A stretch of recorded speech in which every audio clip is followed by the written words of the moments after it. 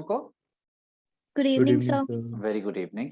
Video clear है, आवाज clear है, कोई प्रॉब्लम नहीं है? Yes yes sir. Sir, clear sir. ठीक है। और यूट्यूब पे बच्चे ऑल गुड? यूट्यूब पे सब कुछ बढ़िया? एक बार बाई टाइप करते हैं सभी लोग।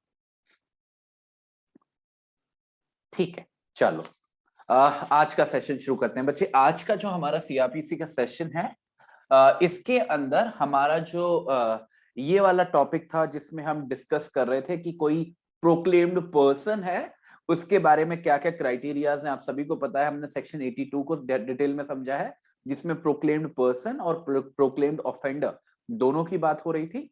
फिर हमने सेक्शन 83 को समझा था कल की क्लास में, जहां पे प्रॉपर्टी को अटैच किया जा रहा था। किसकी? एक प्रोक्लेम्ड पर्सन की, जिसके खिलाफ प्रोक्लेमेशन आ रखी है।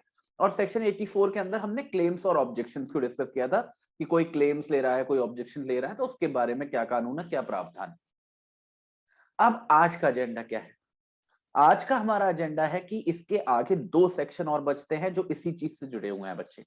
वो है सेक्शन नंबर 85 और सेक्शन नंबर 86।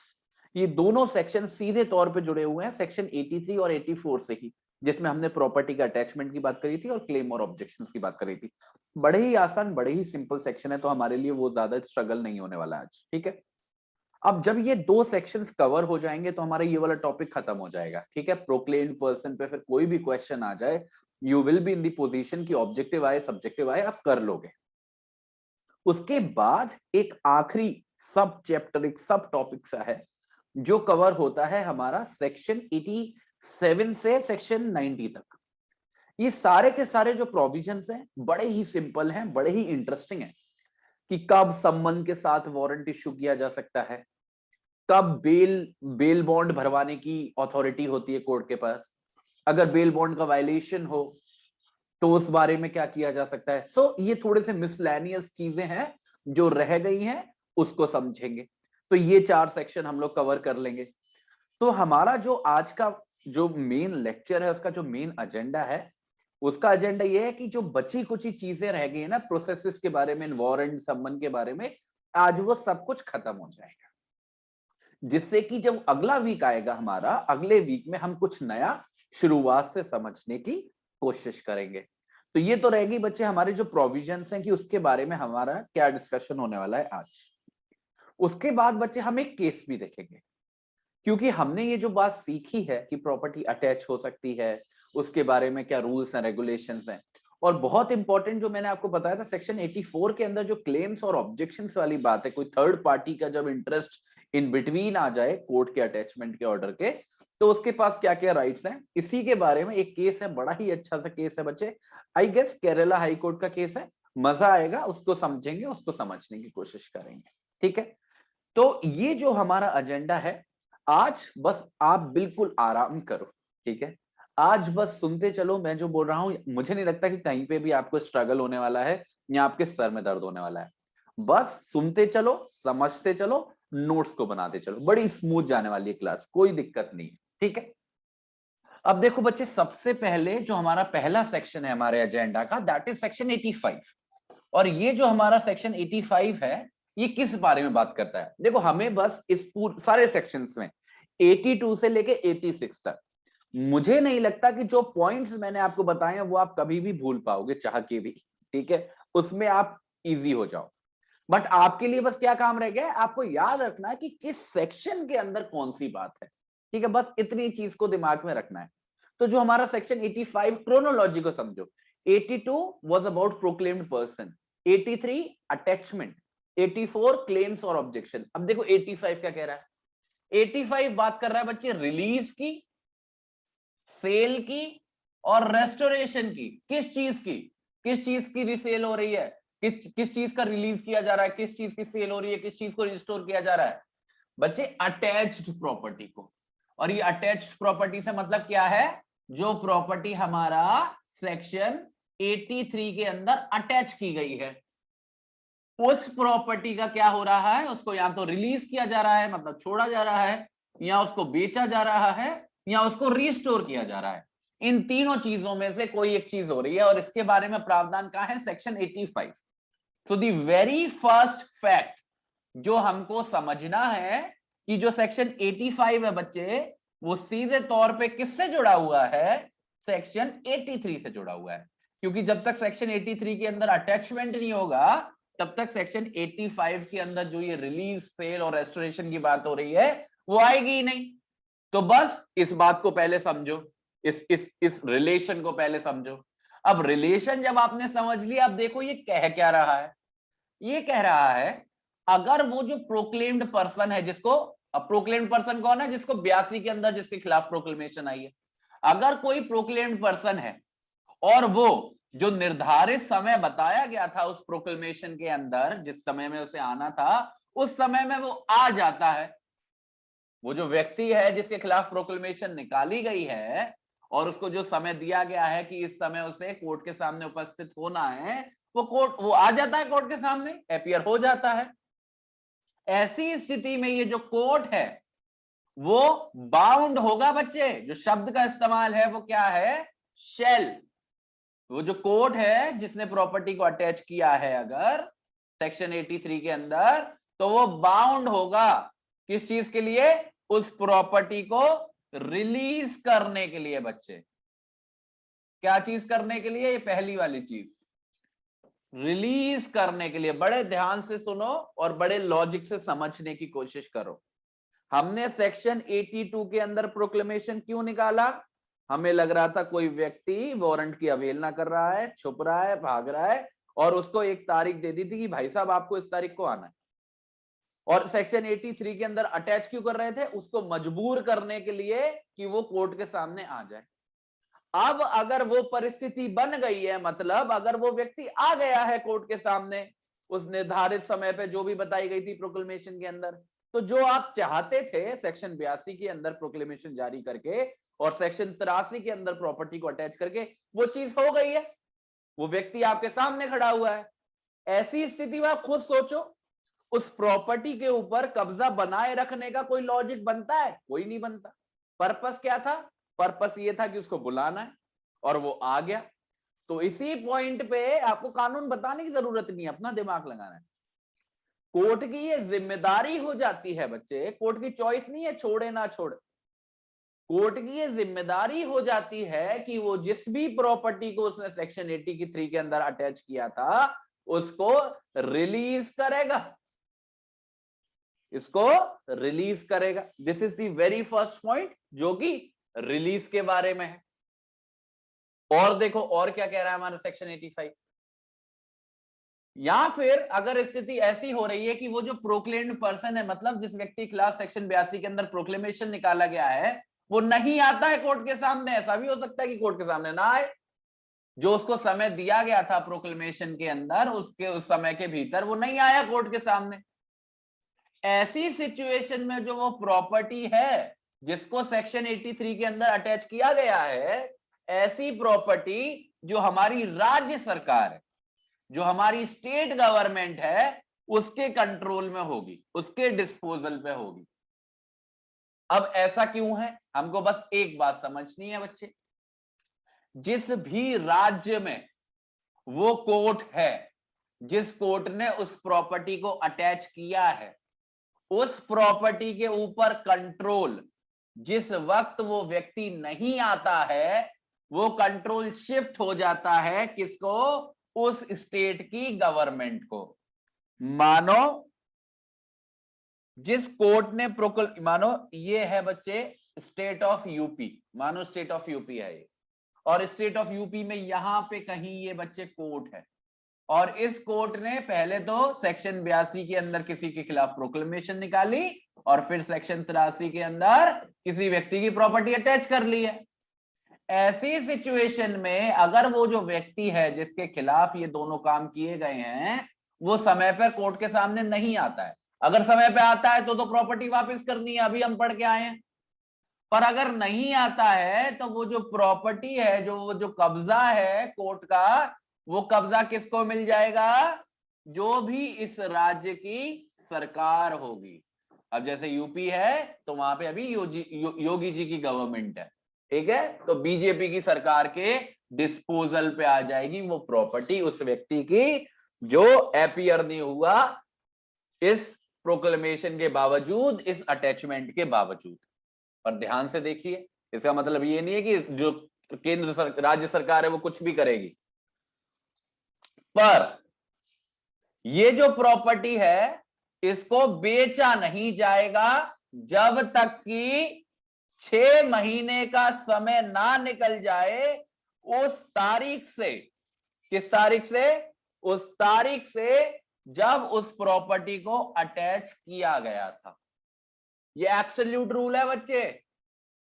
वो जो प्रॉपर्टी है उस व्यक्ति की जिसको अटैच कर लिया था सेक्शन 83 के अंदर, अगर ऐसा व्यक्ति कोर्ट के सामने नहीं आता है तो उस प्रॉपर्टी का कंट्रोल स्टेट गवर्नमेंट में चला जाएगा, पर उस प्रॉपर्टी को बेचा नहीं जा सकता है 6 महीने तक। और ये 6 महीने कब से काउंट होंगे? उस दिन से जब सेक्शन 83 के तहत उस प्रॉपर्टी को अटैच किया गया था। उस दिन से लेके 6 महीने तक you can not sell off that property, उसको बेच नहीं सकते हैं। ये पहली स्थिति है।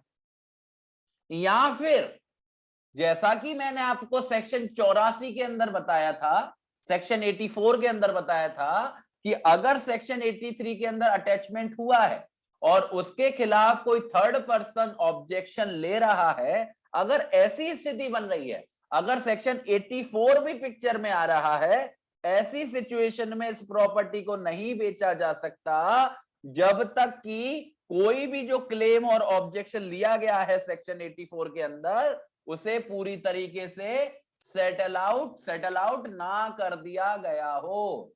अगर किसी का ऑब्जेक्शन अभी भी कोर्ट में पेंडिंग है, अभी वो पूरी तरीके से डिसाइड नहीं हो पाया है, तो उतने समय तक आप उस प्रॉपर्टी को नहीं बेच सकते हो। तो ये जो दूसरी स्लाइड है हमारी, ये किस चीज से डील कर रही है? सेलिंग से। पहली वाली किससे कर रही थी? रिलीज से। दूसरी वाली किससे कर रही है? सेलिंग से। तो यहां पे हमें 3 बातों को याद रखना है। पहली, अगर वो व्यक्ति अपियर नहीं होता है तो वो जो प्रॉपर्टी का कंट्रोल है वो राज्य सरकार के पास चला जाएगा। दूसरी, वो जो व्यक्ति है, वो जो प्रॉपर्टी है, उस प्रॉपर्टी को बेचा नहीं जा सकता जब तक कि 6 महीने का समय पूरा ना हो जाए उस प्रॉपर्टी को अटैच करे हुए वाले दिन से। या फिर अगर कोई सेक्शन 84 के अंदर ऑब्जेक्शन आया है, उस ऑब्जेक्शन को पूरी तरीके से सेटल आउट ना कर दिया जाए, मतलब खिलाफ या फेवर में जैसे भी करना है उसको डिसाइड ना कर दिया गया हो। ठीक है। जहां तक बात सेलिंग ऑफ की आती है, प्रॉपर्टी को बेचने की आती है, आपको इन 2 बातों का खासकर ख्याल रखना है। एक तो ये 6 महीने का जो समय की अवधि है, उससे पहले आप नहीं बेच सकते हो किसी भी स्थिति में। कम से कम 6 महीने पूरे हो जाने चाहिए। कब से? अटैचमेंट के ऑर्डर से। और अगर कोई सेक्शन 84 के अंदर पिटीशन फाइल की गई है तो उस पिटीशन का डिस्पोजल हो जाना चाहिए। ठीक है। ये हो गई बच्चे 2 स्थितियां जिसमें हमने समझ लिया कि अगर वो व्यक्ति आ जाता है तो प्रॉपर्टी को क्या करना है? रिलीज। अगर वो व्यक्ति नहीं आता है तो प्रॉपर्टी का क्या होगा? सेल। पर सेल पे क्या क्या कंडीशन है, कितना समय इंतजार करना है, वो मैंने आपको बता दिया। या फिर अगर ऐसी स्थिति हो रही है, देखो सिचुएशन ऐसी भी आ सकती है। अभी मैंने आपको बताया कि कोई भी प्रॉपर्टी जो अटैच की गई है उसको कम से कम 6 महीना तो आपको वेट करना ही पड़ेगा। तो 6 महीना लंबा समय होता है बच्चे। मानो वो जो प्रॉपर्टी है जिसको अटैच किया गया है वो एक ऐसी प्रॉपर्टी है जो जल्दी खराब हो जाएगी, समय के साथ खराब होती है। जैसे सब्जियां हैं, फल हैं, या कोई भी ऐसी चीज है जो पेरिशेबल नेचर की है, जो खराब हो जाएगी समय तक। मतलब 6 महीने तक अगर उसे रखे रहोगे तो वो बेकार हो जाएगी, उसकी वैल्यू 0 हो जाएगी। अब मानो फल है, कोई आम है, 5 ट्रक भर के आम अटैच कर रखे हैं आपने, अब 6 महीने तक वो ट्रक खड़े रहेंगे तो आम को क्या होगा? कौन खरीदेगा उनको 6 महीने के बाद? तो अगर ऐसा नेचर है प्रॉपर्टी का, तो ऐसी स्थिति में जो हमारा कोर्ट है वो उसको ये पावर मिल जाती है कि वो उस प्रॉपर्टी को बेच सकता है। ठीक है। पहली स्थिति कैसी है? जब ये 6 महीने वाला रूल को वायलेट किया जा सकता है अगर वो जो प्रॉपर्टी है वो पेरिशेबल नेचर की है, मतलब जल्दी खराब होने वाली है। या फिर अगर ऐसी स्थिति है कि जो कोर्ट है उसको लगता है, उसको ऐसा बिलीफ है कि अगर इस प्रॉपर्टी को बेच दिया जाए तो जो इस प्रॉपर्टी का मालिक है वो फायदे में रहेगा। ये उस प्रॉपर्टी के मालिक के ही फायदे में है कि इस प्रॉपर्टी को बेच दिया जाए। मालिक कौन है? वही बंदा जो इसके खिलाफ प्रोक्लेमेशन निकाली है। अगर कोर्ट को ऐसा लगता है कि इसको बेचना ही मालिक के फायदे में है, वैसी स्थिति में भी अगर कोर्ट चाहे तो उस प्रॉपर्टी को 6 महीने की समय अवधि से पहले बेच सकता है। तो सबसे पहले एब्सोल्यूट रूल है। एब्सोल्यूट रूल क्या कहता है कि 6 महीने तक, अटैचमेंट वाले दिन से 6 महीने तक आप उस प्रॉपर्टी को नहीं बेचोगे, या फिर अगर सेक्शन 84 के अंदर क्लेम आया है, ऑब्जेक्शन आया है, जब तक वो क्लेम और ऑब्जेक्शन डिसाइड नहीं हो जाता तब तक नहीं बेचोगे।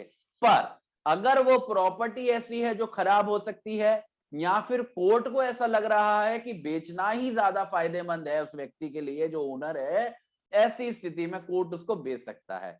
पर यहां पे एक बात का ध्यान रखना है, मुझे लग रहा है पहले वाले ऑप्शन से आपको ज्यादा दिक्कत नहीं होगी, क्योंकि कोई प्रॉपर्टी खराब हो जाएगी तो उसको बेचने में ही फायदा है। पर ये जो दूसरा है, दूसरा पॉइंट है कि कोर्ट को लगता है कि वो मालिक के फायदे में है, ये बच्चे कोर्ट की मनमर्जी नहीं चल रही है यहां पे कि कोर्ट अपने हिसाब से कुछ भी करेगा। कोर्ट को वजह लिखनी पड़ेगी अपने ऑर्डर में, जब वो सेलिंग ऑफ का ऑर्डर देगा, कि उसे ऐसा क्यों लग रहा है कि ये जो प्रॉपर्टी है उसको अभी बेचना मालिक के फायदे में है। ऐसा कब हो सकता है? वो जो कमोडिटी है वो पेरिशेबल नहीं है, वो सही है, खराब नहीं होगी, पर फिर भी किसी वजह से जज साहब को लग रहा है कि मालिक के फायदे में है। जैसे मैं एक इसका एग्जाम्पल दूं, मानो कोई मोबाइल फोन का स्टॉक है। अब मोबाइल फोन आप देख रहे हो एक ऐसी टेक्नोलॉजी है जो 6 महीने में टेक्नोलॉजी बदल जा रही है, कोई नई चीज आ जा रही है। अब अगर उसको आप रखे रहोगे तो ऑब्वियसली कल को अगर उसे हैंड ओवर भी करोगे, that will be an old technology. हो सकता है वो मार्केट में बिके ना बिके। कमोडिटी पेरिशेबल नहीं है, वो तो फोन है, फोन हमेशा डिब्बे में पड़ा रहेगा। कमोडिटी इज नॉट पेरिशेबल, वो 1 साल 1.5 साल 2 सालों से कुछ नहीं होने वाला, बढ़िया पड़ा रहेगा डिब्बे में। पर उसकी स्थिति ऐसी है कि उसका नुकसान हो जाएगा, किसका? व्यक्ति का, जो उसका मालिक है। ऐसी सिचुएशन में कोर्ट को लग रहा है, कुछ ऐसी स्थिति अगर निकल के आती है, कोर्ट को लग रहा है कि बेचना ही फायदेमंद में रहेगा, अभी इनको बेच देंगे स्टॉक को तो वो अच्छे प्राइस में बिक जाएगा और उसी बंदे का फायदा है, ऐसी स्थिति में वो उसको बेच सकते हैं। पर एक बात और दिमाग में समझनी है, अगर आपके दिमाग में कोई भी डाउट आ रहा है, यहाँ पे ये जो बेचा बेची हो रही है, यहाँ पे बच्चे कोर्ट अपना बिजनेस नहीं खोल के बैठा है कि प्रॉपर्टियां बेच रहा है और जज साहब अपनी जेब में पैसा रख ले रहे। ये पैसा असल में उसी व्यक्ति को मिल जाता है, ये पैसा उसी का है और उसी के बिहाफ पे कोर्ट उसको रखे रहता है। बस कोर्ट की इंटेंशन ये है कि किसी भी वजह से उस व्यक्ति का नुकसान ना हो, क्योंकि इसकी प्रॉपर्टी को अटैच हमने किसी कोई वसूली करने के लिए नहीं किया है, हमने उसकी प्रॉपर्टी को अटैच केवल और केवल उसको मजबूर करने के लिए किया है कि वो कोर्ट के सामने हाजिरी दे। तो हम क्यों चाहेंगे कि उसका कोई नुकसान हो? तो इन दो स्थितियों में अगर जो कमोडिटी है वो पेरिशेबल है, या फिर कोर्ट को किसी भी वजह से लिखता है, जो उसको लिखनी पड़ेगी ऑर्डर में, कि वो जो उसको बेचना ही फायदेमंद में है, रोबेट करना सही नहीं रहेगा 6 महीने के लिए, ऐसी सिचुएशन में उस प्रॉपर्टी को बेचा भी जा सकता है। अदरवाइज एटलीस्ट 6 महीने का वेट करना है, और अगर कोई सेक्शन 84 के अंदर क्लेम आया है तो उसका वेट करना है। क्या यहां तक की कहानी बच्चे सभी लोगों को समझ में आ रही है? Yes sir. Yes sir. Clear है सभी लोगों को? इजी है? सर एक डाउट है मेरा। हाँ पूछो। सर कल हमने पढ़ा था 84 में एक पॉइंट था जहां पर अगर 84 के अंदर जो ऑब्जेक्शन है, क्लेम है, वो अगर कोर्ट डिसअलाउड कर देती है या तो होली या पार्सली, तो वहां पर जो पार्टी है उसके पास ये ऑप्शन है कि वो 1 साल के अंदर एक सिविल सूट इंस्टीट्यूट कर सकता है। तो सर यहाँ पर जो डिस्पोज की बात हो रही है 85 में, ये सर किस पॉइंट को लेके बात हो रही है? वो डिस्पोज की बात हो रही है या फिर डिसअलाउड की बात हो रही है? ठीक है, बिल्कुल बहुत अच्छा क्वेश्चन है। मैं एक बार दोबारा पुट कर देता हूँ बच्चे क्वेश्चन को। वो कह रहा है कि सर हमने कल पढ़ा था कि अगर कोई व्यक्ति है जिसने ऑब्जेक्शन लिया है सेक्शन 84 के अंदर, पर उसका ऑब्जेक्शन डिसअलाउ हो जाता है, फिर भी उसके पास ऑप्शन रहता है कि 1 साल के अंदर वो सिविल कोर्ट में जाके अगर वो उसकी प्रॉपर्टी है उसको प्रूव कर सकता है और उस बात का प्रूव लाके इस कोर्ट को दिखा सकता है, तो उसको प्रॉपर्टी मिल जाती है। This is the matter. But यहाँ पे क्या लिखा जा रहा है कि अगर कोई एप्लीकेशन आई है आपकी ऑब्जेक्शन के लिए, और जब तक वो पेंडिंग है, जब तक उसका डिस्पोजल नहीं हो रहा है, तब तक आप नहीं बेच सकते, डिस्पोजल के बाद बेच सकते हो। तो मानो अगर ऐसी स्थिति है कि कोई व्यक्ति है, उसकी एप्लीकेशन को आपने डिसअलाउ कर दिया, अब वो जा रहा है सिविल कोर्ट और आपने बेच दी उसकी प्रॉपर्टी, क्या ऐसा हो सकता है? Is that possible? हाँ, देखो बच्चे, हमको यहाँ पे ये समझना है, अगर मैं आपको लिटरल इंटरप्रिटेशन करूं इस सेक्शन की, मुझे लगता है कि यहाँ पे जो बात हो रही है डिस्पोजल की, वो लिमिटेड है सेक्शन 84 तक। उसमें जो सिविल कोर्ट करेगा या नहीं करेगा, उसकी बात नहीं आनी चाहिए। ऐसा क्यों बोल रहा हूं मैं? इसको देखो, दो तरीके से हम समझ सकते हैं। एक तरीका तो ये है कि हम इसको ऐसे समझ लें, अगर हम सीआरपीसी तक ही लिमिट रहना चाहते हैं, हम नहीं चाहते कि सिविल कोर्ट की जुरिसडिक्शन में जाएं और उस चीज को इंक्लूड करें, अगर हम सीआरपीसी की लिमिटेशन में जाना चाहते हैं, तो एक बहुत अच्छा पॉइंट है इंटरप्रेट करने का, और आई वुड सजेस्ट कि अगर आप आंसर लिख रहे हो और ऐसा पॉइंट आ रहा है, तो डू राइट दिस, कि जब हम यहाँ पे डिस्पोजल लिख रहे हैं, इसमें ना केवल हम वो समय को लिखे जब वो पेंडिंग है एप्लीकेशन, बल्कि उसके साथ के साथ उस एप्लीकेशन के डिस्पोजल के बाद जो 1 साल का लिमिटेशन पीरियड है, उसको भी इंक्लूड करें। सुनना, दोनों के फायदे नुकसान है, कि जो 1 साल का समय दे रखा है दूसरी पार्टी को, उस समय को भी इंक्लूड करें और तब तक वेट करें और प्रॉपर्टी को बेचे ना। ये एक प्लस पॉइंट है अगर हम उस व्यक्ति के कॉन्टेक्स्ट से सोच रहे हैं जो व्यक्ति सिविल कोर्ट जाएगा। मानिए बच्चे, अगर ऐसी स्थिति, हम इस बात को इंटरप्रिटेशन को मानते हैं कि हम उसको भी इंक्लूड करने जा रहे हैं, तो उस 1 साल को इंक्लूड करने से कोई खास फायदा तो होगा नहीं, क्योंकि 1 साल में तो केवल उसको सिविल कोर्ट जाना है, पर सिविल कोर्ट जाते ही तो पता चल नहीं जाएगा उसकी प्रॉपर्टी है या नहीं। फिर सिविल कोर्ट अपनी प्रक्रिया चलाएगा, it would take another 2 years 3 years, this is the average time.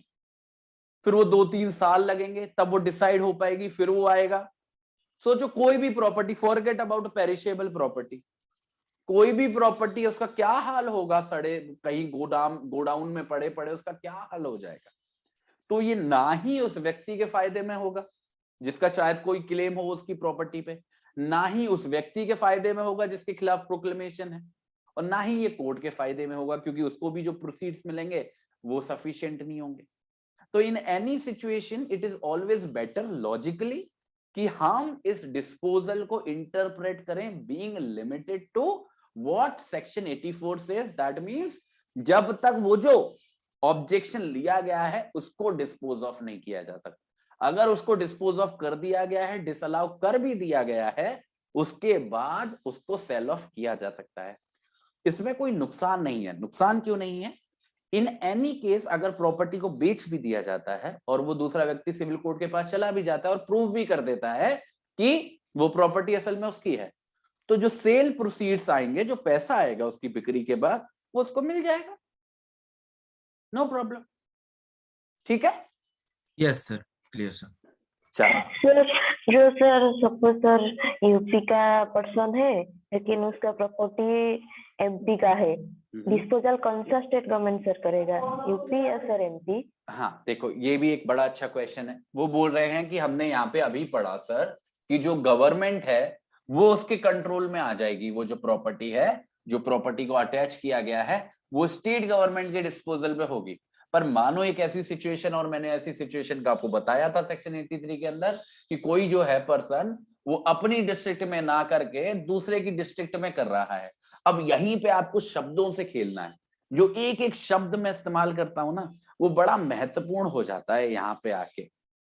देखो बच्चों, जो सेक्शन 83 के अंदर या 84 के अंदर जो लैंग्वेज लिखी हुई है, वहां पे जो शब्द लिखा हुआ है अटैचमेंट के बारे में, वो लिखा हुआ है कि अगर खुद की डिस्ट्रिक्ट में, डिस्ट्रिक्ट शब्द स्पेसिफिकली इस्तेमाल किया गया है। बाकी हम पहले जब पढ़ रहे थे वारंट और वो सारी बातें, शब्द क्या इस्तेमाल हो रहे थे, लोकल जुरिस्डिक्शन। पर इस सेक्शन के अंदर स्पेसिफिकली शब्द डिस्ट्रिक्ट लिखा हुआ है कि अपने डिस्ट्रिक्ट में ना करके किसी दूसरे डिस्ट्रिक्ट में प्रॉपर्टी को अटैच किया जा रहा है, तो आपको उस एरिया के डिस्ट्रिक्ट मजिस्ट्रेट के थ्रू वो करना है। पर बच्चे, यहाँ पे एक परेशानी है, जो सबसे बड़ा क्वेश्चन अराइज होता है कि क्या ये डिस्ट्रिक्ट किसी दूसरे राज्य का हो सकता है या नहीं। This is the very first question. क्या डिस्ट्रिक्ट को हम इंटरप्रेट कर सकते हैं कि यूपी के किसी गाजियाबाद डिस्ट्रिक्ट का कोर्ट है और वो दिल्ली के करकरडूमा डिस्ट्रिक्ट में अटैच कर सकता है प्रॉपर्टी? सबसे पहले तो हमें इसका आंसर चाहिए। अब इसका आंसर मिलेगा कहां से? सीआरपीसी तो साइलेंट है, CrPC doesn't say anything about it. Case laws भी मोर और लेस कुछ हमें ऐसा खास क्रेडिबल देखने को नहीं मिलता है। अब आते हैं लॉजिक पे। लॉजिक अगर हम अपना लगाएं तो मेरा लॉजिक ये कहता है कि यहां पे क्योंकि जो शान पत्ती करी गई है, जिस तरीके से भाषा का इस्तेमाल किया गया है, मुझे ऐसा लगता है कि इंटेंशन ऐसी है कि वो उन्हीं डिस्ट्रिक्ट्स को कवर करना चाह रहे हैं जो विद इन दी स्टेट है। रीजन बीइंग क्योंकि अगर वो स्टेट के आउटसाइड हो जाएंगे सबसे पहले, तो वो जो दूसरा डिस्ट्रिक्ट मजिस्ट्रेट है that would be in the control of a different government. तो वो अपने आप में एक चैलेंज हो जाएगा कि वो दूसरे सरकार के अधीन होगा। तो एक वो उसमें चैलेंज है, वो उसमें परेशानी है। और एक और परेशानी यहां इस वाले पॉइंट से आ जाएगी कि गवर्नमेंट कंट्रोल किसको देंगे। लॉजिक यहां पे कहता है, अगर इसकी इंटरप्रिटेशन ये वाली देते हैं कि जो प्रॉपर्टी है अटैच की गई है वो दूसरे डिस्ट्रिक्ट में की गई है और वो जो दूसरा डिस्ट्रिक्ट है किसी और स्टेट में गिर रहा है, तो उस जहां पे भी प्रॉपर्टी सिचुएटेड है उसकी गवर्नमेंट को मिलना चाहिए, उसके डिस्पोजल पे होनी चाहिए वो प्रॉपर्टी। पर यहां पे भी मुझे लगता है थोड़ी सी दिक्कत आएगी समन्वय करने में इस कोर्ट को जो दूसरे स्टेट में बैठा हुआ है और इस गवर्नमेंट को, क्योंकि इन लोगों का जो रिलेशन है वो हमेशा डायरेक्ट होना चाहिए, कम्युनिकेशन डायरेक्ट होना चाहिए। क्यों? अगर वो आ जा रहा है तो प्रॉपर्टी को वापस करना पड़ रहा है, अगर वो नहीं आ रहा है तो गवर्नमेंट के कंट्रोल में आ जा रही है। बच्चे जा के कंट्रोल में तो जा रही है, फिर भी चाहे बेचने का डिसीजन हो, चाहे बेचने का ना डिसीजन हो, चाहे ये 6 महीने वाली बात हो, ये सारे काम कोर्ट कर रहा है।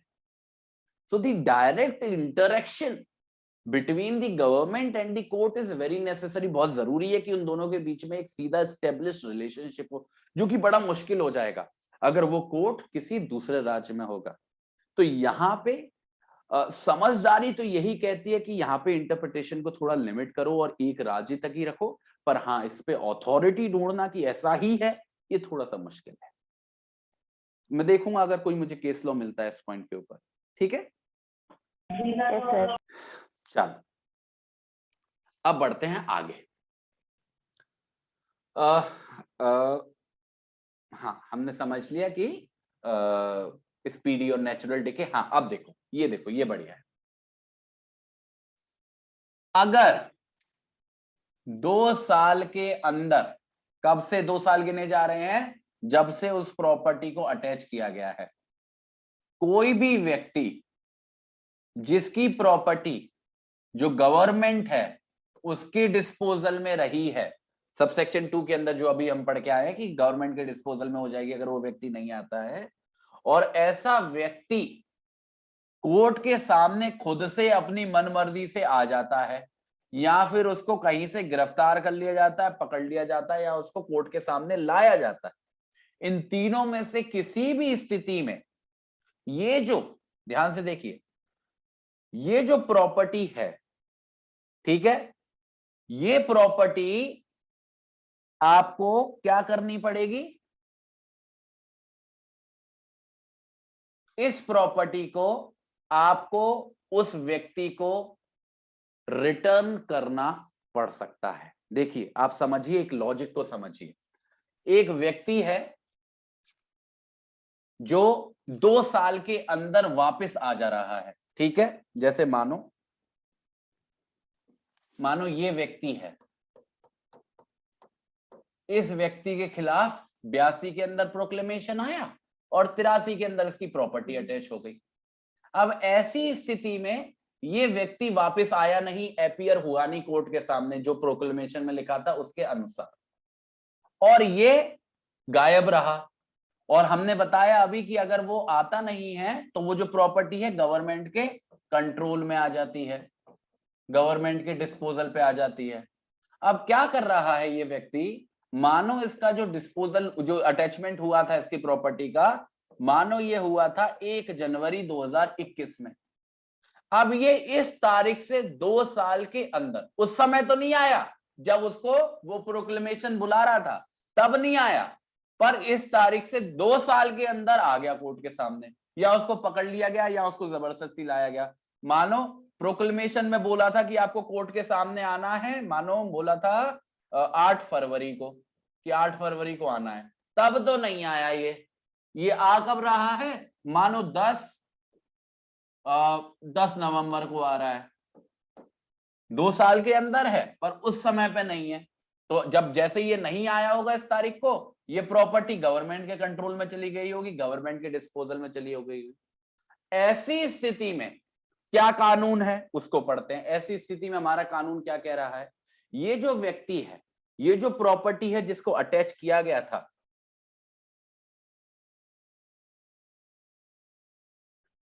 अगर ये जो व्यक्ति है ये कोर्ट को सेटिस्फाई कर देता है कि ये भाग नहीं रहा था या फिर छुप नहीं रहा था, असल में ये उस दिन जिस दिन इसको बुलाया गया था उस प्रोक्लेमेशन के जरिए, ये उस दिन इसलिए नहीं आ पाया क्योंकि इसको उस प्रोक्लेमेशन के बारे में कोई जानकारी ही नहीं थी। अगर इस बात को वो कोर्ट को साबित कर देता है तो यहां पे वो फायदे में रह सकता है। क्या उसे कोर्ट को प्रूव करना पड़ेगा कि वो भाग नहीं रहा था, वो छुप नहीं रहा था, असल में उसकी ना आने की वजह ये थी कि उस प्रोक्लेमेशन के बारे में उसे पता ही नहीं था। अगर ऐसा है तो अगर उस प्रॉपर्टी को अभी तक बेचा नहीं गया है, क्योंकि 2 साल एक लंबा समय होता है, अगर उसे अभी तक बेचा नहीं गया है तो उस प्रॉपर्टी को भी वापस कर सकते हैं। पर अगर उस प्रॉपर्टी को बेच दिया गया है, क्योंकि मैंने बताया आपको 6 महीने के बाद बेच सकते थे, या फिर अगर कोई ऑब्जेक्शन लिया गया होता तो उसको डिस्पोजल के बाद बेच सकते थे। अगर उसको बेच दिया गया है तो जो भी पैसा बेचने के बाद मिला है उसको वापस कर देंगे, पर उसमें से थोड़ा सा पैसा काट लेंगे। थोड़ा सा पैसा किस बात का काट लेंगे, जितना भी कोर्ट का खर्चा हुआ होगा उस प्रॉपर्टी को अटैच करने में, अभी तक मेंटेन करने में, या उसको जो बिक्री करी गई उसको बेचने में, उसका ऑक्शन कराने में, जितना भी एक्सपेंस इनकर किया होगा कोर्ट ऑफ लॉ ने उस प्रॉपर्टी के ऊपर इतने समय में, अटैचमेंट से लेके अभी तक, उस पैसे को काट के बाकी का पैसा वापस कर देगा। मानो इसकी प्रॉपर्टी थी, यहां पे कोई घर था, ठीक है, अब ये जब आया 10 नवंबर को वापस, अगर इसने 10 नवंबर को आके कोर्ट को ये विश्वास दिला दिया कि असल में ये 8 तारीख को इसलिए नहीं आया क्योंकि ये भाग रहा था या फिर छुप रहा था, बल्कि ये इसलिए नहीं आया क्योंकि इसे प्रोक्लेमेशन के बारे में जानकारी ही नहीं मिल पाई।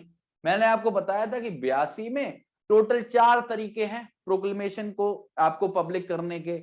आप उसको पढ़वा सकते हो, चिपकवा सकते हो, कोर्ट में लगा सकते हो, अखबार में निकलवा सकते हो। कब पर बच्चे किसी भी तरीके से हम 100% तो गारंटी नहीं ले सकते ना कि किसी भी व्यक्ति के खिलाफ अगर प्रोक्लेमेशन जारी हुआ है तो उसको उसके बारे में जानकारी हो ही गई होगी। ऐसा हो सकता है बिल्कुल। अगर कभी ऐसी स्थिति बन जाए, और जिम्मेदारी इसी व्यक्ति की है जो अब आया है इतने लंबे समय के बाद, इसी को प्रूव करना पड़ेगा कोर्ट में कि इसे उस बात की पता नहीं थी।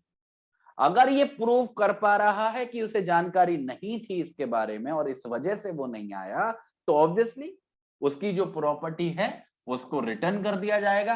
पर अगर उसकी प्रॉपर्टी को बेच दिया गया है, ऐसी स्थिति में जो भी पैसा आया है, मानो ये प्रॉपर्टी बेची 1 लाख रुपए की, मानो बेच दी प्रॉपर्टी, तो 1 लाख रुपए में से जितना भी जो कोर्ट का एक्सपेंस हुआ, अटैचमेंट में, जो भी सेल प्रोसीड्स में जो भी हुआ, सेलिंग ऑफ में, उसको काट के, मानो 1 लाख है तो हो सकता है 90,000 रुपए इस व्यक्ति को वापस कर दिए जाएंगे।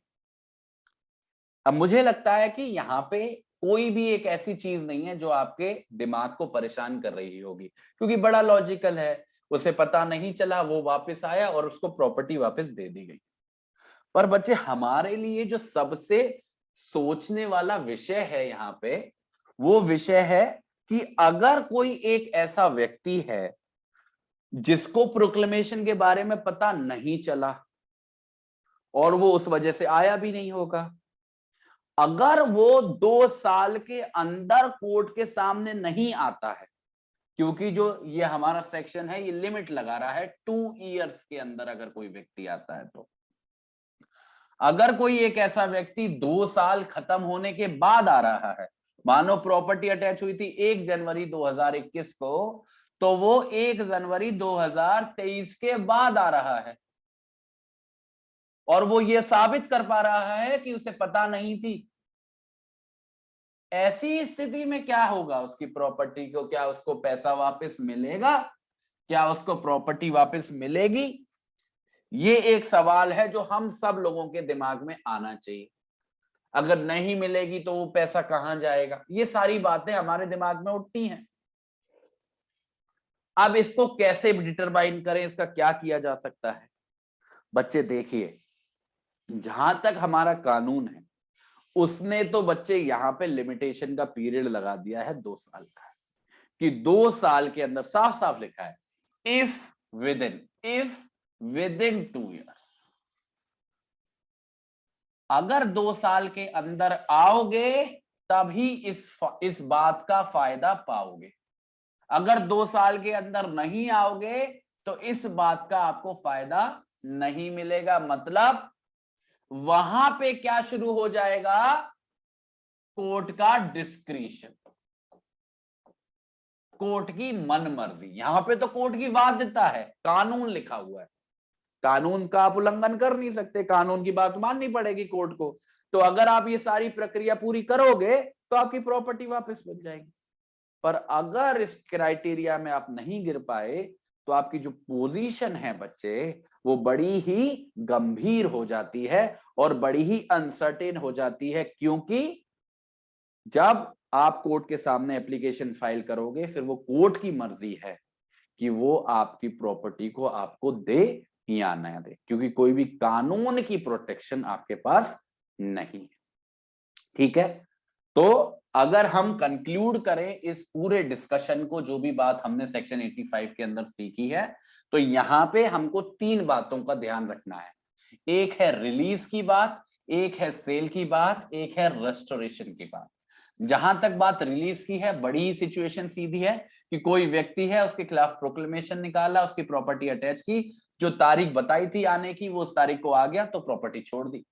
जहां तक बात सेल की है, ये भी इजी है, बस 2-3 बातें याद रखनी है कि कोई प्रॉपर्टी कोई व्यक्ति बुलाने के बावजूद भी नहीं आया, ऐसी स्थिति में उसकी प्रॉपर्टी को बेच सकते हैं, पर हमें कम से कम 6 महीने तक इंतजार करना पड़ेगा जब से वो प्रॉपर्टी अटैच हुई थी। और अगर उसके खिलाफ ऑब्जेक्शन लिया गया है, जब तक वो ऑब्जेक्शन का डिस्पोजल नहीं हो जाता।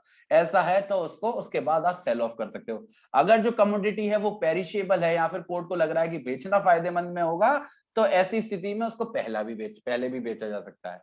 फिर आते हैं आखिरी स्थिति पे, रेस्टोरेशन की स्थिति पे। अगर कोई एक ऐसा व्यक्ति है जो भले उस समय पे तो नहीं आया जब उसको बुलाया गया था, पर 2 साल के अंदर आ गया जब से प्रॉपर्टी अटैच हुई थी, और उसने कोर्ट को ये सेटिस्फाई कर दिया कि वो छुपियां भाग नहीं रहा था, असल में उसे पता ही नहीं था इस प्रोक्लेमेशन के बारे में। ऐसी स्थिति में उसकी जो प्रॉपर्टी है वो उसको वापस कर दी जाएगी, या फिर अगर उसको बेच दिया गया है तो जो भी पैसा आपका खर्च हुआ है उसको काट के उसको वापस कर दिया जाएगा। बच्चे, this is the entire agenda of section 85। क्या हम सभी लोगों को section 85 A to Z clear है? फटाफट से बच्चे यस बोलें। Yes sir, clear sir. Clear है? यूट्यूब पे बच्चे वाई दबाते रहे। अब देखो, अगला जो हमारा सेक्शन है वो है सेक्शन 86। कंपैरेटिवली छोटा है, इजी है। यहां पे बात हो रही है किसकी? अपील की। वही मैंने कहा ना, आपको हमेशा सेक्शंस को एक दूसरे से अलग रखना है। इसमें किसकी बात हो रही है? अपील की। अब अपील हो किस चीज से अपील ली जा रही है? Appeal from order rejecting application for restoration. ध्यान से देखो, अभी मैंने आपको बताया अभी जब मैं आपको दोबारा एक्सप्लेनेशन दे रहा था कि अगर ऐसी स्थिति हो जाए कि एप्लीकेशन फाइल करी गई है कि प्रॉपर्टी को रिस्टोर कर दिया जाए, पर उस एप्लीकेशन को क्या कर दिया गया है? रिजेक्ट कर दिया गया है। तो सबसे पहले तो आपको याद करना होगा कि रेस्टोरेशन वाला का मतलब क्या था। जो पहली वाली स्थिति थी, जब वो व्यक्ति समय पे आ जा रहा था, उसको रेस्टोरेशन बोल रहे थे या क्या बोल रहे थे उसको? बताओ क्या बोल रहे थे जब वो आ रहा था समय पे? रिलीज। रिलीज। तो ये कंफ्यूजन नहीं रखना है अपने दिमाग में। सबसे पहले रेस्टोरेशन कौन सी स्थिति पे लागू हो रहा था? जब वो 2 साल वाला रूल था, 2 साल में आ रहा था, उस समय पे नहीं, 2 साल के भीतर आ रहा था। ये जो सेक्शन 86 है बच्चे, केवल और केवल रेस्टोरेशन की स्थिति के बारे में है। सबसे पहला पॉइंट तो आपको ये नोट करना है। फिर ये कह क्या रहा है? कोई भी व्यक्ति जिसकी बात सब सेक्शन 3 के अंदर हुई है, सेक्शन 85 के अंदर, मतलब वही व्यक्ति जो 2 साल के अंदर आया है पर बुलाए हुए समय पे नहीं आया था, और वो व्यक्ति ऐसा है जिसको कोर्ट ने मना कर दिया है कि हम तुम्हारी प्रॉपर्टी भैया वापस नहीं करेंगे, या फिर जो पैसा आया है उस प्रॉपर्टी को बेच के उसको वापस नहीं करेंगे। अब सवाल ये है कि कोर्ट मना क्यों करेगा? स्थिति ये हो सकती है कि ये जो व्यक्ति है उस कोर्ट को सेटिस्फाई नहीं कर पा रहा है कि ये छुप नहीं रहा था या फिर भाग नहीं रहा था। क्योंकि मैंने बोला ना, अगर प्रॉपर्टी चाहिए वापस तो कोर्ट को आपको विश्वास दिलाना पड़ेगा, सेटिस्फाई करना पड़ेगा कि आप छुप नहीं रहे थे या फिर आप भाग नहीं रहे थे, तभी, और आपको पता नहीं था उसके बारे में इसलिए आप नहीं आए। तो अगर कोई व्यक्ति सेटिस्फाई नहीं कर पाएगा कोर्ट को, तो ऑब्वियसली प्रॉपर्टी को रिस्टोर नहीं किया जाएगा। पर ये जो व्यक्ति है इसके पास ऐसा नहीं है कि इसके पास कोई भी ऑप्शन नहीं है। ये चाहे तो अपील कर सकता है, और अपील कहां पे जाएगी? अपील एक ऐसे कोर्ट में जाएगी जिसपे आम तौर पर अपील जाती है ऐसे कोर्ट से। मतलब जिस भी कोर्ट ने रिजेक्ट करा है एप्लीकेशन को, उसके जो ऊपर वाला कोर्ट है जिसपे आमतौर पर अपील जाती है, उसी कोर्ट में अपील फाइल करी जाएगी। ठीक है, तो सिंपल पैटर्न फॉलो होगा। बस आपको याद रखना है, ये गलती मत करना कि जो सेक्शन 86 है वो केवल और केवल रेस्टोरेशन की स्थिति में लागू होता है जब नीचे आपकी एप्लीकेशन रिजेक्ट हो जाए। ठीक है, पर बात वही जो मैंने आपको बोला, यहां पे साफ साफ लिखा हुआ है सेक्शन 86 के अंदर कि स्थिति ऐसी होनी चाहिए जो सब सेक्शन 3 में आ रही हो, सेक्शन 85 के। और सब सेक्शन 3 साफ साफ कह रहा है, जैसे मैंने आपको दिखाया, कि वो व्यक्ति 2 साल के अंदर आ जाना चाहिए। तो ये जो अपील का प्रावधान है ये ऐसे व्यक्ति के लिए नहीं है जिसकी एप्लीकेशन रिजेक्ट हो रही है इस वजह से क्योंकि वो 2 साल के बाद आया है। नहीं, अगर वो 2 साल के बाद आया है तो वो सबसेक्शन 3 में तो गिरेगा ही नहीं। सेक्शन 86 के अंदर अपील वही व्यक्ति फाइल कर सकता है जो सबसेक्शन 3 में गिरेगा, सेक्शन 85 के। और कोई भी व्यक्ति सबसेक्शन 3 में बच्चे तभी गिरेगा जब उस व्यक्ति ने एप्लीकेशन 2 साल के अंदर फाइल कर दी हो और फिर भी उसकी एप्लीकेशन रिजेक्ट हो गई हो क्योंकि वो कोर्ट को सेटिस्फाई नहीं कर पाया है। क्लियर? ऑल क्लियर बच्चे? यस बोलेंगे, वाई टाइप करेंगे। Yes sir. Yes sir. अच्छा, 1 मिनट दे दो मेरे को। सर जुडिशियल मजिस्ट्रेट के पास चल रहा है केस, तो अपील सेशन कोर्ट में जाएगी। वही, अब देखो इसका मैं जवाब क्यों दूंगा आपको। किसी को याद है हमने पढ़ा था हायरार्की ऑफ कोर्ट्स? याद है सीआरपीसी की शुरू की क्लासेस में हमने हायरार्की पढ़ी थी कोर्ट्स की? Yes yes sir. सर। बताओ क्या हायरार्की है, किसी को याद है? भूल गए सब लोग। हाई कोर्ट, फिर सेशन कोर्ट, उसके बाद एडिशनल, फिर assistant, then CGM, then chief magistrate first class, magistrate second class and metropolitan magistrate, then executive magistrate. देखो, जहां तक बात अपील की है या फिर स्ट्रक्चर समझने की है, बहुत सिंपल रखा करो। अगर मेट्रोपॉलिटन एरिया नहीं है तो जुडिशियल मजिस्ट्रेट सेकंड क्लास सबसे नीचे, judicial magistrate of first class उससे ऊपर, फिर चीफ जुडिशियल मजिस्ट्रेट उससे ऊपर, फिर चीफ जुडिशियल मजिस्ट्रेट से ऊपर एडिशनल डिस्ट्रिक्ट जज और ऑब्लिक सेशन जज, मतलब डिस्ट्रिक्ट जज बोल लो, सेशन जज बोल लो, वो फिर आते हैं हाई कोर्ट वगैरह। तो नीचे की तो हायरार्की ये रहती है, और 86 के अंदर जो स्थिति है इसी में खत्म हो जाएगी। ठीक है, इसके ऊपर ज्यादा आपको जाने की जरूरत नहीं है। क्लियर है बच्चे? Yes sir.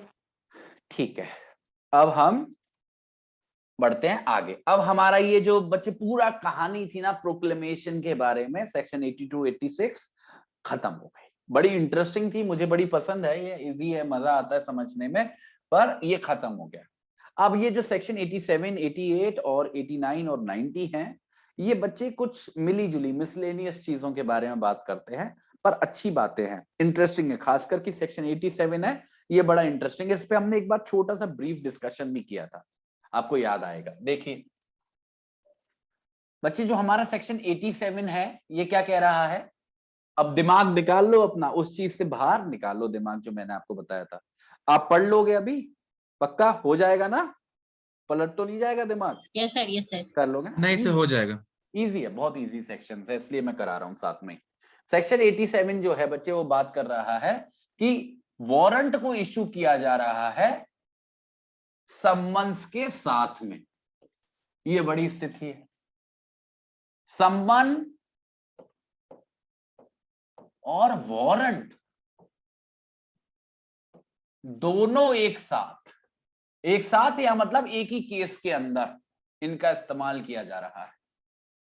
बच्चे, अभी तक जितनी हमने कहानी पढ़ी है सम्मन वारंट को, जितना हमने पढ़ा है, जितना हमने समझा है, हमने ये ही जाना था कि दो प्रकार के केस होते हैं, सम्मन केस, वारंट केस।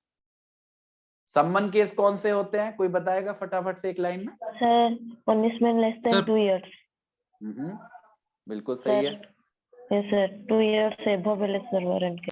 हाँ, तो सम्मन केस, वारंट केस ये बताया था, अगर सजा 2 साल से कम तो सम्मन, उससे ऊपर तो वारंट। नीचे वाले में सम्मन जारी करोगे, ऊपर वाले में वारंट जारी करोगे।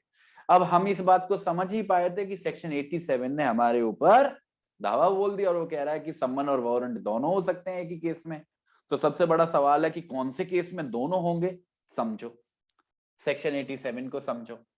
सेक्शन 87 कह रहा है अगर एक कोर्ट चाहे तो, ठीक है बच्चे, हमेशा याद रखना, जब भी बात सम्मन की आएगी, जब भी बात वारंट की आएगी, हमेशा मे शब्द आएगा, शैल नहीं आएगा, क्योंकि ये सारी चीजें हैं जो कोर्ट की डिस्क्रिशन पे डिपेंड करती हैं, उसकी समझदारी पे, उसकी मनमर्जी पे, ठीक है। तो सबसे पहले कोर्ट, अगर कोई कोर्ट चाहे तो, किसी भी ऐसे केस में, ध्यान से सुनिएगा, किसी भी ऐसे केस में जिसकी में उसके पास ताकत है इस सीआरपीसी के तहत कि वो सम्मन इशू कर सकता है, बहुत ध्यान से देखो, किसी भी ऐसे केस में जिसमें कोर्ट के पास ताकत है कि वो सम्मन इशू कर सकता है किसी भी व्यक्ति के खिलाफ, ऐसी स्थिति में अगर वो चाहे तो, और जो भी वजह है इस चीज को करने की, उसको लिखित में देने के बाद वारंट भी इशू कर सकता है उस व्यक्ति को अरेस्ट करने के लिए।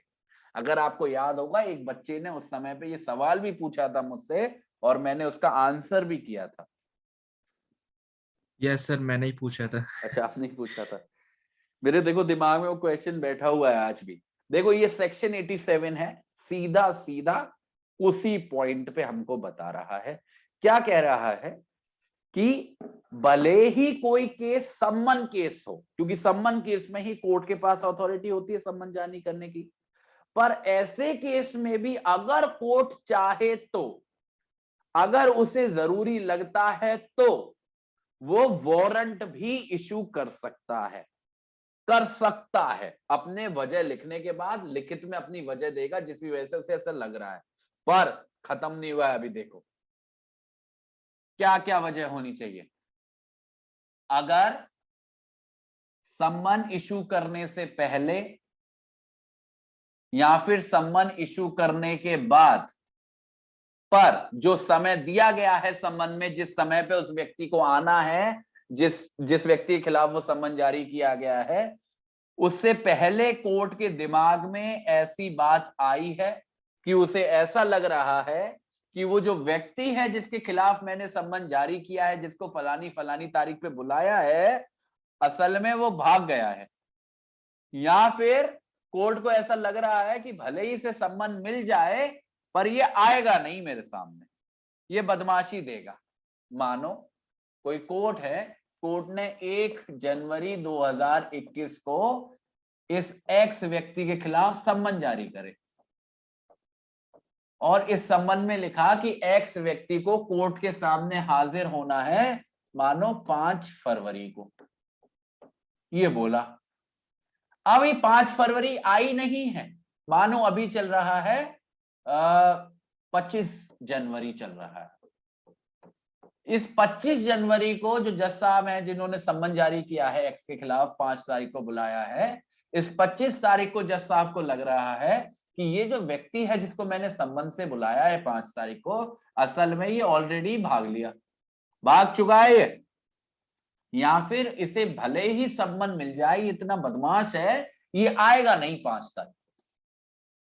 अगर ऐसा है, या फिर वो जो व्यक्ति है जिस व्यक्ति के खिलाफ सम्मन भेजे गए हैं, जो हमारे एग्जाम्पल में एक्स व्यक्ति है जिसको सम्मन दिए गए हैं, वो फेल हो जाता है और वो कोर्ट के सामने नहीं आ पाता है, और साथ ही साथ कोर्ट के सामने ये भी प्रूव हो जाता है कि उसको वो सम्मन मिल गए थे, जो सम्मन है उनकी सर्विस बिल्कुल हो गई थी, मतलब उसे जानकारी हो गई थी कि कोर्ट ने उसे बुलाया है, उसके बावजूद वो कोर्ट के सामने नहीं आया है। और ये बात के लिए कोर्ट के सामने इस बात की ये बात प्रूव हो चुकी है।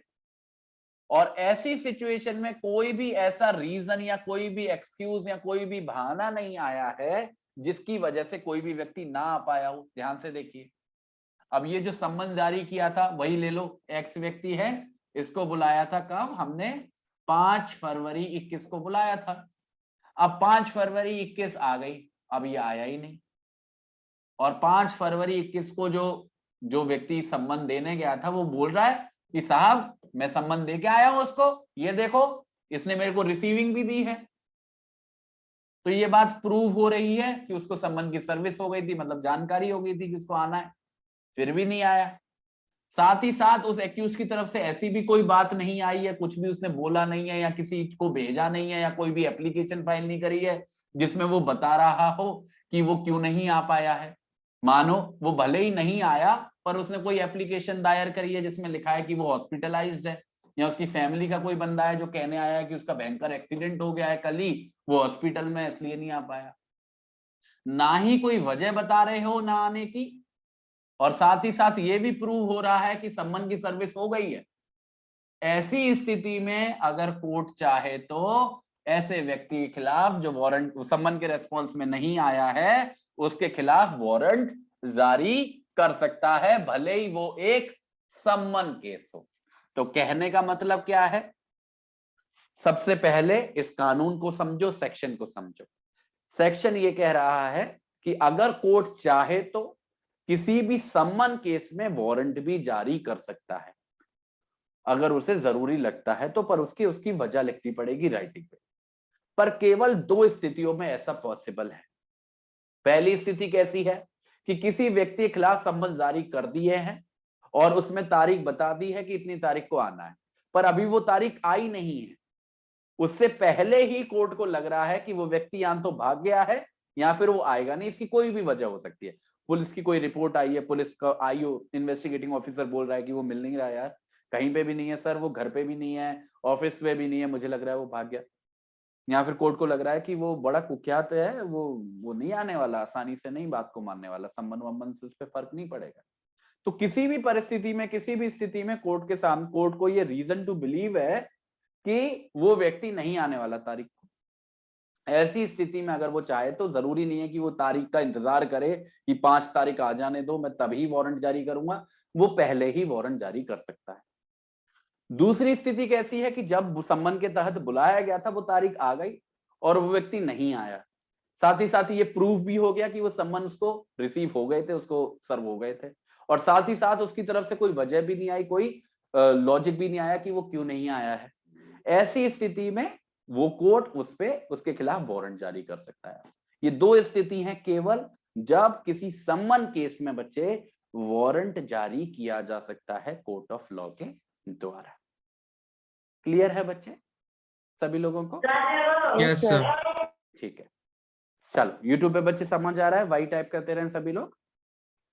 चल अब मुझे लगता है कि सेक्शंस को यहीं पे रोकते हैं क्योंकि 8 पूरे बज गए हैं, फटाफट से केस को देख लेते हैं। जो हमारा सेक्शन, छोटे छोटे सेक्शन है, इनको मैं 1 सेकंड में निपटा दूंगा, 10 मिनट लेंगे खास, ज्यादा से ज्यादा मैक्सिमम। अब देखो बच्चे हमारे आज के केस को, आज का जो हमारा केस है बड़ा ही इंटरेस्टिंग केस है, पर सुनिएगा बड़े ध्यान से, तभी मैं चाह रहा हूं कि इस केस को मैं 10 से 15 मिनट दूं, क्योंकि इसमें समझने वाली चीज है। कानून हमने समझ लिया, पर जब तक उसको फैक्चुअली अप्लाई होते नहीं देखते ना, मुझे तो मजा नहीं आता और मुझे कॉन्फिडेंस भी नहीं आता। इसलिए बड़े ध्यान से देखना, समझना। ये सारी चीजें मैं आपको पढ़ा चुका हूं और बहुत डिटेल में समझा चुका हूं, ठीक है? ध्यान से देखते चलना एक एक चीज को।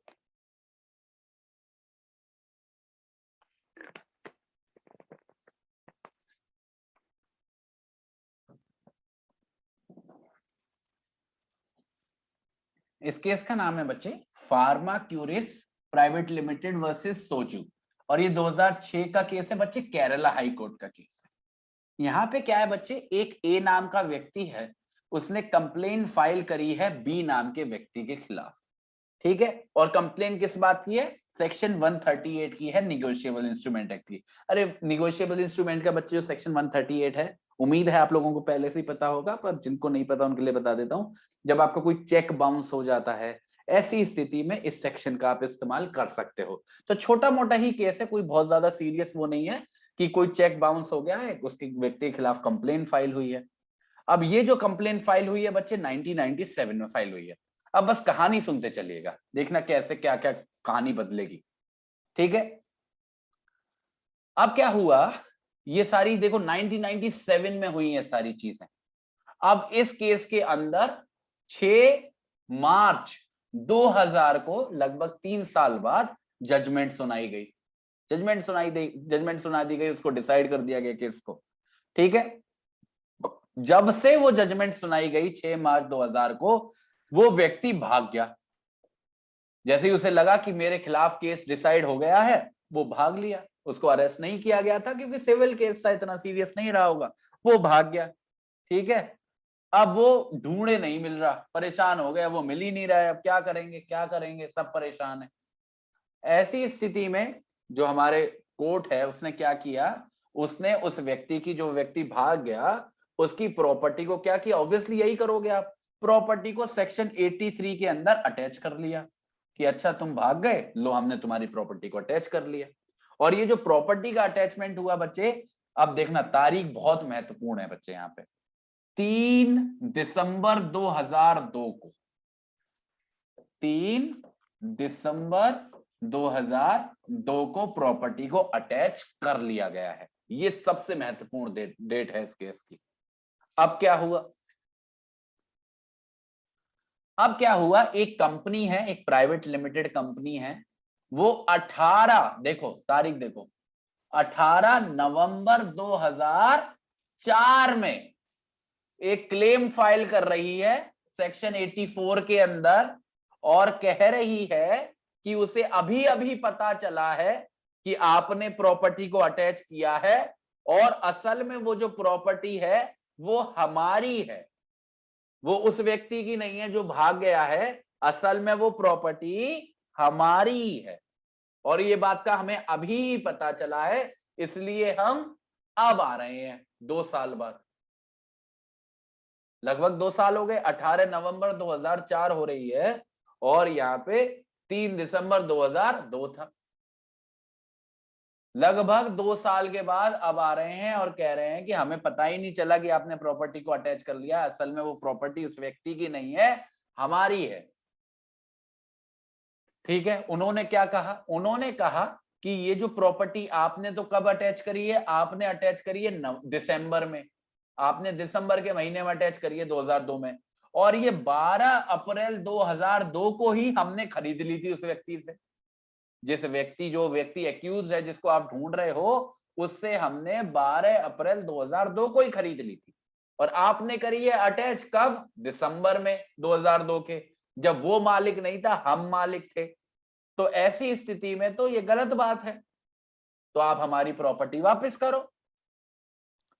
पर आपको याद होगा कि हमने सेक्शन 84 के अंदर कुछ पढ़ा था, हमने सेक्शन 84 के अंदर ये पढ़ा था कि कोई भी व्यक्ति जो है, जो कोई भी क्लेम लेना चाह रहा है किसी भी अटैचमेंट के खिलाफ, या कोई भी ऑब्जेक्शन ले रहा चाह रहा है, उस पे कितना दिन का समय है? याद है किसी को कितने दिन का समय है? Sir 6 month. सेक्शन 84 बहुत क्लियर है, वो कहता है कि आपको 6 महीने के अंदर आना है कोर्ट के सामने, कोई भी क्लेम और ऑब्जेक्शन है अगर आपका अटैचमेंट के खिलाफ। और ये भाई साहब आ रहे हैं कब? लगभग 23 महीने बाद। 1 गुना नहीं, 2 गुना नहीं, 3 गुना नहीं, ऑलमोस्ट 4 गुना टाइम के बाद। तो आप सभी लोगों को लग रहा होगा कि ये तो वन साइडेड केस हो गया सर, ये तो होगा ही नहीं, ये तो अलाउ नहीं होगा। बच्चे ऐसा नहीं है। क्यों नहीं है ऐसा? आप दूसरी पार्टी की भी कंटेंशन समझो। वो ये नहीं कह रहा कि इस प्रॉपर्टी में मेरा शेयर है, 10% मेरी है, 20% मेरी है, 30% मेरी है। वो कह रहा है ये प्रॉपर्टी मेरी है, आपने अटैच कैसे कर ली? कहीं ना कहीं तो गलती हुई है। और प्रॉपर्टी अप्रैल से मेरी है, आप कर रहे हो दिसंबर में अटैच, तो सफिशिएंट लैप्स भी है इन बिटवीन। तो क्या अगर कोर्ट किसी भी व्यक्ति की मुंह उठा के प्रॉपर्टी अटैच कर ले, तो क्या उसको मजबूर करेंगे कि 6 महीने के अंदर वो कोर्ट के सामने आए? अब कोई व्यक्ति नहीं है, अमेरिका गया हुआ है, कहीं और बिजी है, क्या करोगे? आपने अटैच कर ली बिना वेरिफिकेशन के, बिना दिमाग लगाए, और आप उम्मीद कर रहे हो कि जनता का व्यक्ति भागा भागा आएगा 6 महीने के अंदर, फिर ऑब्जेक्शन लगाएगा, फिर आप बैठ के डिसाइड करोगे कि उसका है या नहीं। ऐसा तो बड़ा गलत हो जाएगा। तो ये दूसरे तरफ का भी इशू हमको, कानून ठीक है, कानून पता है 6 महीने के अंदर आना है, पर उसकी भी बात समझने की कोशिश करो, उसमें भी दम है। तो इस केस में असल में इशू ये है कि ये जो एप्लीकेशन फाइल की जा रही है इतनी देर के बाद, क्या इसको अलाउ किया जा सकता है? कहने का मतलब है, क्या ये जो 6 महीने वाला रूल हमने सेक्शन 84 में लिखा है, क्या ये एब्सोल्यूट रूल है? इसका कोई भी एक्सेप्शन नहीं है। अगर 6 महीने के बाद आए तो आपकी गई प्रॉपर्टी, भूल जाए, करोड़ों रुपए के भूल जाए, क्योंकि 6 महीने पूरे हो गए। असल में ये जो व्यक्ति है, ये जो पार्टी है, वो इस्तेमाल करना चाह रही है सेक्शन 5 को। और ये सेक्शन 5 कौन से कानून का है? लिमिटेशन एक्ट का है। अब लिमिटेशन एक्ट क्या है बच्चे? लिमिटेशन एक्ट एक ऐसा कानून है जिसको मैं आपको पढ़ाऊंगा, कभी आगे कोर्स लेके आएंगे माइनर लॉज के ऊपर, तो मैं आपको पढ़ाऊंगा। लिमिटेशन एक्ट में कोई भी सूट है, कोई भी एप्लीकेशन है, कोई भी आपको रिलीफ चाहिए कोर्ट से, उसको कितने समय के भीतर फाइल करना है, उस बात की बात बताता है। लिमिटेशन पीरियड बताता है, समय बताता है कि कितने समय तक आपको कोर्ट के सामने जाना है। इसका जो सेक्शन 5 है वो बड़ा ही इंटरेस्टिंग है। सेक्शन 5 ये ताकत देता है कोर्ट को, ये डिस्क्रिशन देता है कोर्ट को, अगर कभी ऐसी स्थिति बन गई है कि जो समय बताया गया है, जिस समय में कोई भी एप्लीकेशन या कोई भी सूट फाइल करना है, वो समय तो निकल गया है, पर अगर परिस्थिति ऐसी है और ऐसा कोर्ट को लग रहा है कि ये जो भी देरी हुई है उसको माफ कर देना चाहिए, तो कोर्ट अपनी मर्जी से उसको माफ कर सकता है और उस देर से फाइल करी हुई एप्लीकेशन को भी स्वीकार कर सकता है। तो ये सेक्शन 5 ताकत देता है लिमिटेशन एक्ट का। तो ये जो पार्टी है, जो हमारी ये कंपनी है जिसकी एक प्रॉपर्टी है, वो कह रही है कि सेक्शन 5 यहां पे बिल्कुल लागू होता है। सेक्शन 84 है, भले ही माना वो 6 महीने की ही बात करता है, पर कोर्ट के पास ये ताकत है, अगर उसे ऐसा लग रहा है क्योंकि पार्टी की कोई गलती नहीं है, उससे जो देरी हुई है उसमें उसकी कोई गलती नहीं है, तो वो उस देरी को माफ कर सकता है, उसके डिस्क्रिप्शन में ये बात है।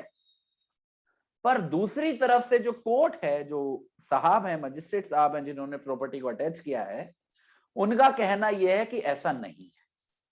उनका कहना यह है कि ये जो कानून है अटैचमेंट वाला और ये जो लिमिटेशन पीरियड बताए गए हैं, ये अपने आप में ही एक कंप्लीट कोड है, ये एक पूरा कानून है। इसमें आपको लिमिटेशन एक्ट लाने की कोई जरूरत ही नहीं है। यहां पे 6 महीने का कानून लिखा है, मतलब आपको 6 महीने के अंदर ही आना है। चाहे सेक्शन 5 में कुछ भी लिखा हो, आप यहाँ पे सेक्शन 5 का फायदा उठा के, एक दूसरे कानून का फायदा उठा के इस सीआरपीसी के कानून को नहीं बदल सकते। कोई भी ऐसी चीज सीआरपीसी में नहीं लिख सकते जो यहाँ पे लिखी हुई नहीं है।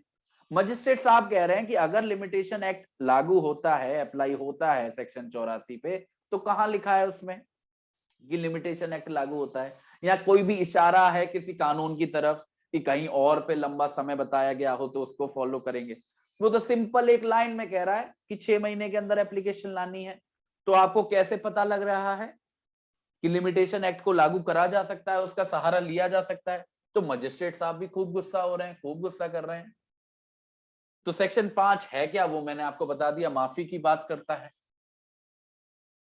ठीक है, अब देखो कोर्ट कैसे डिसाइड कर रहा है, जो केरला हाई कोर्ट है वो कैसे डिसाइड कर रहा है। केरला हाई कोर्ट कह रहा है कि इस बात में कोई डाउट नहीं है कि जहां तक की लिमिटेशन एक्ट की बात है वो एक न्यूट्रल लॉ है।